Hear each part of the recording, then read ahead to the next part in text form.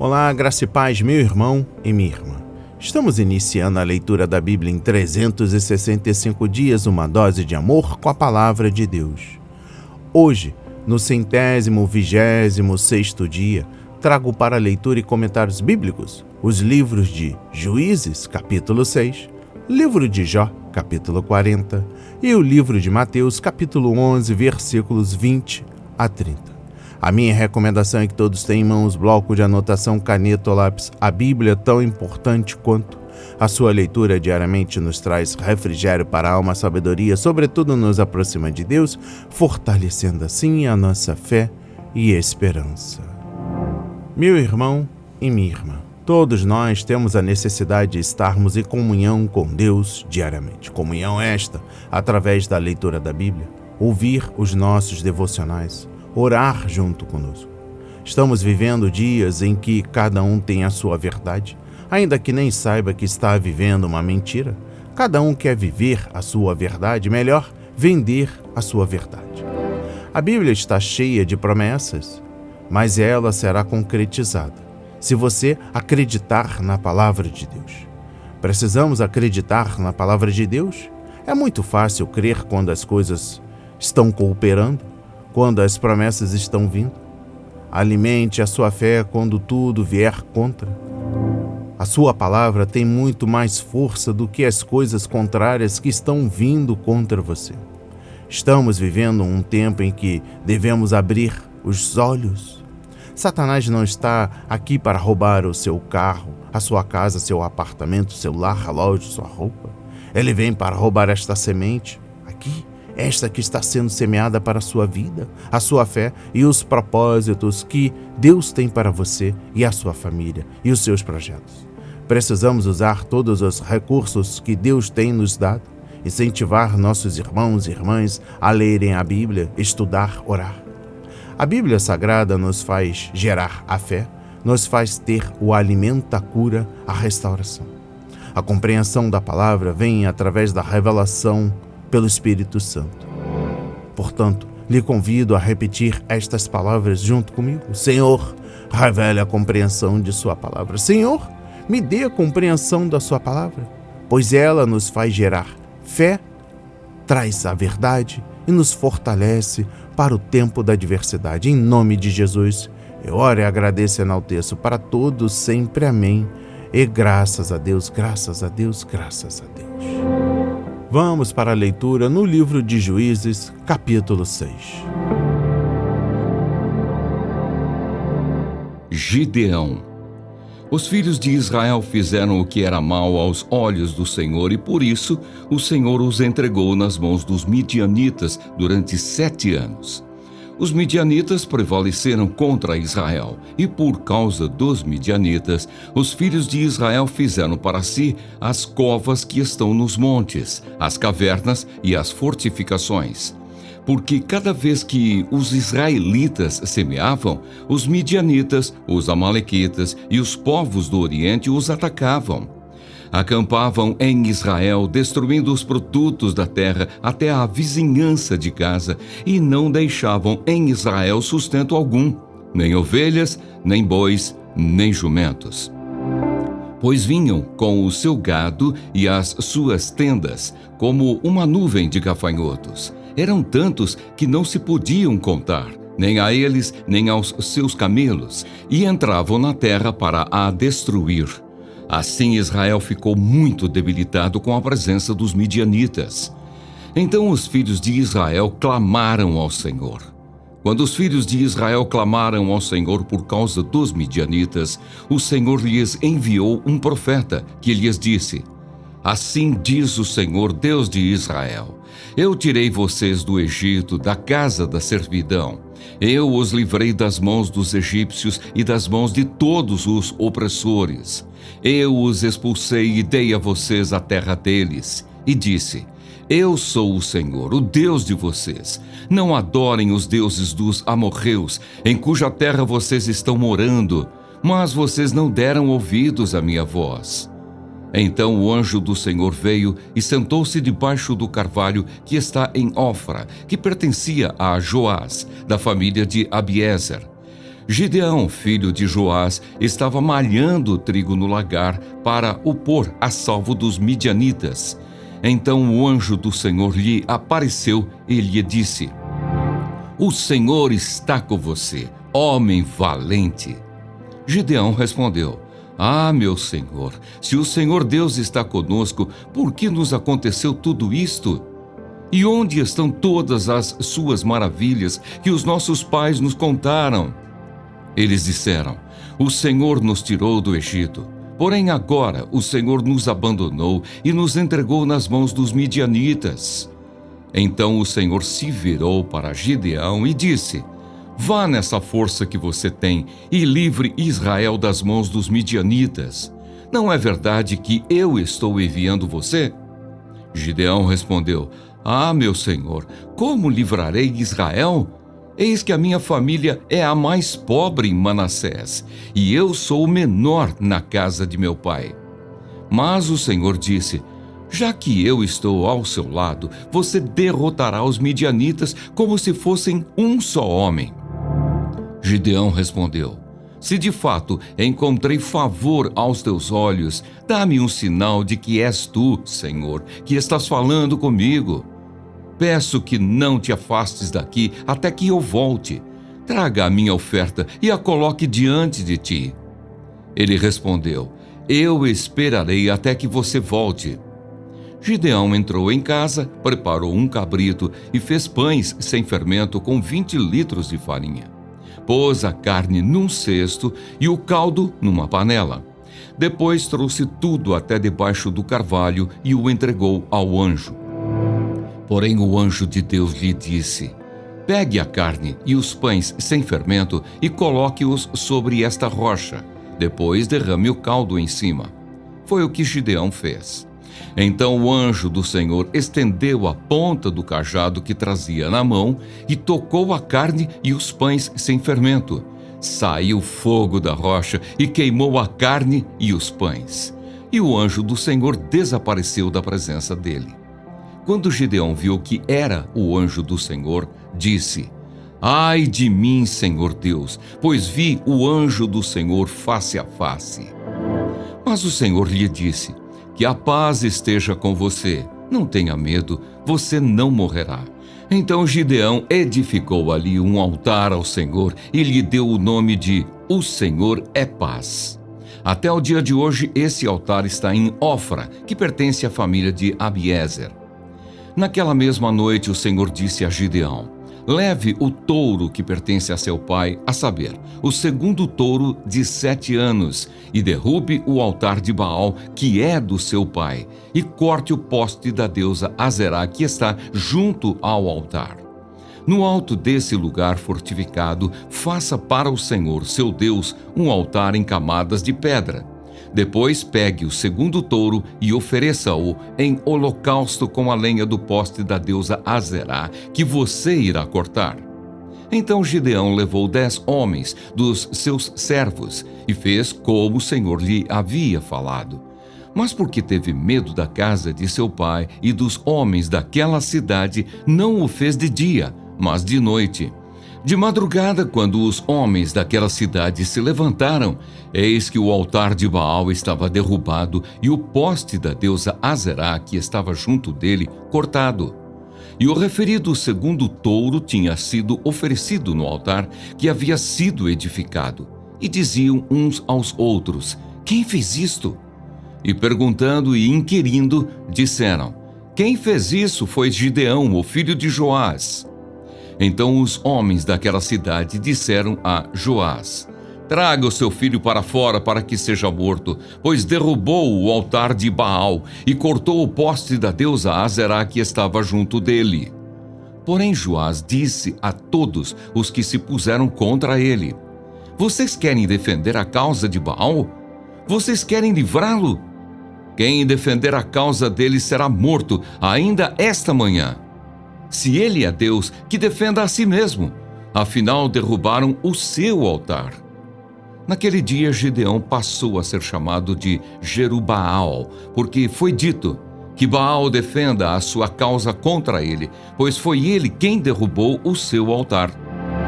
Todos os midianitas, amalequitas e povos do Oriente se ajuntaram, passaram o Jordão e acamparam no vale de Jezreel. Então o Espírito do Senhor revestiu Gideão, que fez soar o alarme, convocando os homens da família de Abiezer a segui-lo. Enviou mensageiros por toda a tribo de Manassés, que também foi convocada a segui-lo. Enviou ainda mensageiros a Aser, a Zebulon e a Naftali, que foram se encontrar com ele. Então Gideão se dirigiu a Deus, dizendo: Se realmente queres livrar Israel por minha mão, como disseste, eis que eu porei uma porção de lã na eira. Se o orvalho estiver somente nela e a terra ao redor estiver seca, então saberei que irás livrar Israel por meio de mim, como disseste. E assim aconteceu. No outro dia, Gideão se levantou de madrugada e, apertando a lã do orvalho que havia nela, espremeu uma taça cheia de água. Gideão se dirigiu a Deus mais uma vez, dizendo: Não se acenda contra mim a tua ira, se eu falar somente mais esta vez. Peço-te que me deixes fazer mais uma prova com a lã, que desta vez só a lã esteja seca e que haja orvalho na terra ao redor dela. E Deus assim o fez naquela noite, pois só a lã estava seca e sobre a terra ao redor dela havia orvalho. Amém. Compreendendo o livro de Juízes, capítulo 6, exposição bíblica dos versículos 1 a 13. A resposta de Gideão à mensagem de Deus foi: O Senhor nos abandonou, versículo 13. Apesar disso, o Senhor deu a Israel prova de sua preocupação pessoal. Ele castigou o povo, versículos 1 a 6, e o repreendeu, versículos 7 a 10. Exposição bíblica dos versículos 1 a 6. O castigo é prova do ódio de Deus pelo pecado e de seu amor por seu povo. Não podemos imaginar um Deus santo que queira algo menos que seu melhor para os seus filhos. E o melhor que ele pode nos dar é um caráter santo, como o de Jesus Cristo. A obediência ao Senhor forma o caráter, mas o pecado o destrói, e Deus não pode ficar de braços cruzados ao ver seus filhos se destruírem. O objetivo do castigo é fazer com que os filhos de Deus queiram ouvir a palavra do Senhor. Muitas vezes, depois de darem uma surra em um filho, os pais lhe asseguram que o amam e, em seguida, o exortam delicadamente, a fim de que ouça o que eles dizem e obedeça. Deus fala com seus filhos, seja por meio da voz amorosa da Bíblia, seja por meio da mão pesada do juízo. Caso ignoremos a primeira, teremos de suportar a segunda. De qualquer forma, o Senhor chamará a nossa atenção e tratará conosco. Exposição bíblica dos versículos 7 a 10. Deus já havia repreendido o seu povo. Antes da morte de Josué, o anjo do Senhor, provavelmente o Filho de Deus, veio a Boquim para reprovar Israel por causa de seus pecados. Capítulo 2, versículos 1 a 5. Agora, uma profecia anônima surge para repetir a mensagem. Muitas vezes, no Antigo Testamento, quando o Senhor condenava seu povo por causa da desobediência, ele o fazia lembrar da forma maravilhosa com o que havia libertado do Egito. Frequentemente, ele também fazia seu povo lembrar de sua generosidade ao lhe dar a terra e ajudá-lo a vencer os inimigos. Exposição bíblica dos versículos 11 a 13. Agora Deus desceu para ajudar os israelitas. O povo estava chamando ao Senhor por socorro, conforme versículo 7, como as pessoas normalmente fazem quando estão com problemas. Os israelitas não deram prova de que realmente se arrependeram, mas sua aflição moveu o coração amoroso do Pai. Deus, em sua misericórdia, não nos dá aquilo que merecemos. Em sua graça, ele nos dá aquilo que não merecemos. Compreendendo o versículo 14, uma vez que Deus nos chamou e comissionou, tudo o que temos de fazer é lhe obedecer pela fé, e ele fará o resto. Fé significa obedecer a Deus, a despeito do que vemos, de como nos sentimos ou de quais possam ser as consequências. Nosso mundo prático moderno ri da fé, sem perceber que as pessoas vivem pela fé o dia todo. Não fosse a fé, não haveria vida neste mundo, escreveu o humorista Joss Whedon há quase um século. Não poderemos nem comer um picadinho com alguma segurança. Exposição bíblica dos versículos 17 e 18. Quando pensamos no tipo de homem que foi Gideão nessa época, ficamos imaginando por que Deus o escolheu. Só que o Senhor muitas vezes escolhe o que para o mundo é fraqueza, para realizar grandes coisas para a sua glória. 1 Coríntios capítulo 1, versículos 26 a 29. Gideão não era um homem de grande fé ou coragem. Por isso Deus teve de trabalhar pacientemente com ele, a fim de prepará-lo para a liderança. O Senhor está sempre pronto para fazer que sejamos aquilo que deveríamos ser, se estivermos dispostos a nos submeter à sua vontade. Conforme Efésios 2, versículos 10 e Filipenses 2, versículos 12 a 13.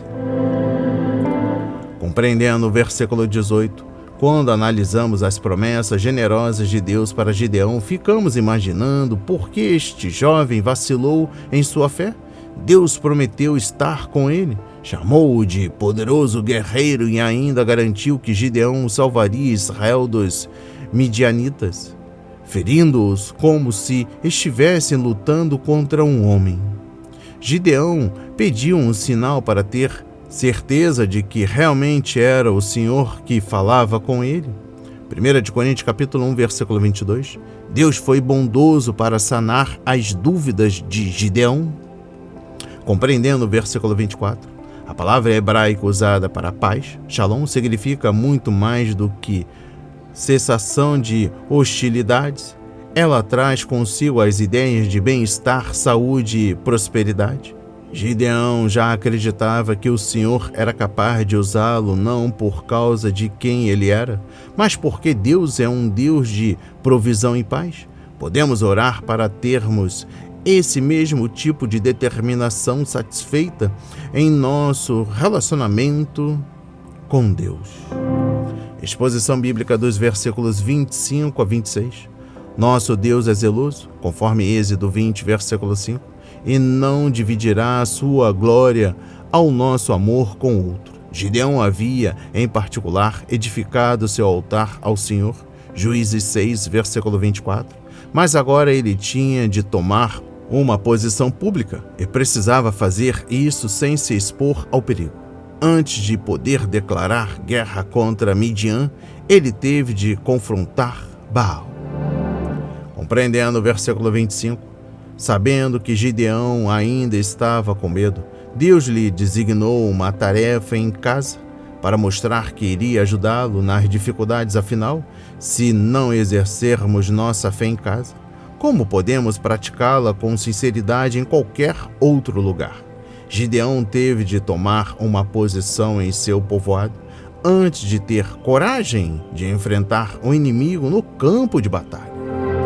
E eu finalizo a compreensão do capítulo 6 do livro de Juízes com a exposição bíblica dos versículos 36 e 37. A expressão pôr para fora uma porção de lã é conhecida nos círculos religiosos. Significa pedir que Deus nos guie em uma decisão, cumprindo alguma condição que estabelecemos.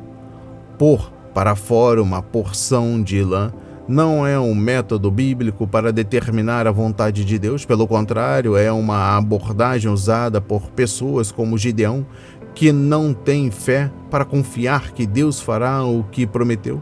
Por 2 vezes, Gideão fez Deus se lembrar do que havia prometido e também, por 2 vezes, pediu ao Senhor que reafirmasse suas promessas com um milagre. O fato de Deus ceder à fraqueza de Gideão só prova que ele é misericordioso e conhece a nossa natureza, conforme Salmos 103, versículo 14. Vamos para a leitura no livro de Jó, capítulo 40. O Senhor disse mais a Jó: será que alguém que usa de censuras poderá discutir com o Todo-Poderoso? Que responda a isso aquele que critica a Deus. Primeira resposta de Jó a Deus. Então Jó respondeu ao Senhor e disse: sou indigno, que te responderia eu? Ponho a mão sobre a minha boca. Uma vez falei e não direi mais nada. Aliás, 2 vezes, porém não prosseguirei. Segunda e última resposta de Deus a Jó: você tem um braço tão forte como o braço de Deus? Então o Senhor, do meio de um redemoinho, respondeu a Jó e disse: cinja os lombos como homem, pois eu lhe farei perguntas e você me responderá. Será que você está querendo anular a minha justiça? Ou me condenará para se justificar? Você tem um braço tão forte como o braço de Deus? Você pode trovejar com a voz como ele troveja? Adorne-se, então, de excelência e grandeza, e vista-se de majestade e glória. Derrame as torrentes da sua ira. Olhe para os orgulhosos e humilhe-os. Sim, olhe para eles e humilhe-os. Esmague os ímpios no lugar onde estiverem. Cubra-os todos no pó. Prenda todos eles no sepulcro. Então também eu confessarei a seu respeito que a sua mão direita lhe dá vitória. Quem é capaz de apanhar o monstro Behemote? Contemple agora o Behemote que eu criei junto com você e que come capim como o boi. A força dele está nos seus lombos e o seu poder nos músculos do seu ventre. Ele endurece a sua cauda como cedro, os tendões das suas coxas estão entretecidos. Os seus ossos são como tubos de bronze. As suas pernas são como barras de ferro. Ele é obra-prima dos feitos de Deus. Aquele que o fez o proveu de espada. Na verdade, os montes lhe produzem pasto, onde todos os animais selvagens se divertem.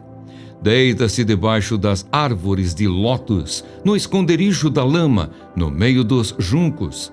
As árvores de lótus o cobrem com sua sombra. Os salgueiros do ribeiro o rodeiam. Se um rio transborda, ele não se apressa. Fica tranquilo mesmo que o Jordão se levante até a sua boca. Será que alguém pode apanhá-lo quando ele está olhando? Ou lhe meter um laço pelo nariz? Amém. Compreendendo o livro de Jó, capítulo 40, trago o versículo 1. Agora Jó, o Senhor, na verdade, perguntou: se você não consegue vencer esses animais, como espera me derrotar quando me encontrar no tribunal? Até que ponto você acha que é forte? Deus sabe que não haverá argumentação, mas trata Jó com dignidade. Ele dá a esse homem justo uma oportunidade de declarar sua admiração diante de Deus. Exposição Bíblica 2, versículos 3 a 5. Jó havia pedido aos seus amigos para taparem a boca, capítulo 21, versículo 5, e outros cobriram a boca enquanto Jó apareceu. Capítulo 29, versículo 9. Mas agora Jó teve de tapar a própria boca para não dizer algo que não deveria. Provérbios 30, versículo 32 e Romanos 3, versículo 19. O Senhor só pode fazer por nós o que precisa ser feito quando ficamos em silêncio diante dele. Enquanto nos defendemos e argumentamos com Deus, Ele não pode trabalhar por nós, nem trabalhar em nós para realizar seu plano por nosso intermédio. Contudo, Jó não estava muito quebrantado nem na posição de sincero arrependimento. Ele estava em silêncio, mas ainda não submisso. Por isso, Deus continuou seu discurso. Compreendendo o versículo 8, o assunto agora não é o poder de Deus, mas a justiça. Jó disse que o Senhor era injusto no modo como o estava tratando. Capítulo 6, versículo 29, capítulo 27, versículos 1 a 6. E na maneira como havia falhado em julgar os ímpios. capítulo 21, versículos 29 a 31, 24, versículos 1 a 17. Em Jó 40, versículos 9 a 14, Deus, na verdade, perguntou a Jó: você tem a força e a ira santa necessária para julgar os pecadores? Se tiver, então comece a julgá-los. Humilhe os pecadores orgulhosos e esmague os ímpios. Enterre-os. Você alega poder fazer um trabalho melhor do que eu para fazer justiça ao mundo? Então vou deixá-lo fazer isso. Exposição bíblica dos versículos 15 a 24. Deus fez Jó se lembrar de que ele era o criador de hipopótamos e de seres humanos, mas ele o fez diferentes. O hipopótamo come capim e é forte e poderoso. Por sua vez, Jó comia uma variedade de alimentos finos e era fraco e incapaz de lutar contra aquele animal. O hipopótamo tem um corpo poderoso, os músculos e os ossos fortes, como varas de ferro, enquanto o corpo humano é, comparativamente falando, fraco e se fere facilmente. O hipopótamo move-se no rio, escondido debaixo da água, e se alimenta da vegetação que desce das montanhas, enquanto as pessoas precisam trabalhar arduamente para ganhar seu pão diário. Um rio agitado não assusta o hipopótamo, e os caçadores não os amedrontam. Na época de Jó, capturar um hipopótamo era quase impossível, mas dominar uma pessoa não era muito difícil. Agora, Jó perguntou ao Senhor: você consegue capturar e subjugar essa grande criatura? Se conseguir, então vou acreditar que você tem o poder e a sabedoria para julgar o mundo com justiça. E eu encerro a compreensão do capítulo 40 do livro de Jó. Trago o versículo 15 e o capítulo 41, versículo 1. Em vez de confrontar Jó novamente com a amplidão de sua criação, Deus escolheu apenas duas criaturas e pediu que Jó as considerasse. É como se Deus estivesse dizendo: todo o meu universo é grande demais para você, mas aqui estão dois de meus melhores projetos. O que você pode fazer com eles? Vamos para a leitura no livro de Mateus, capítulo 11, versículos 20 a 30.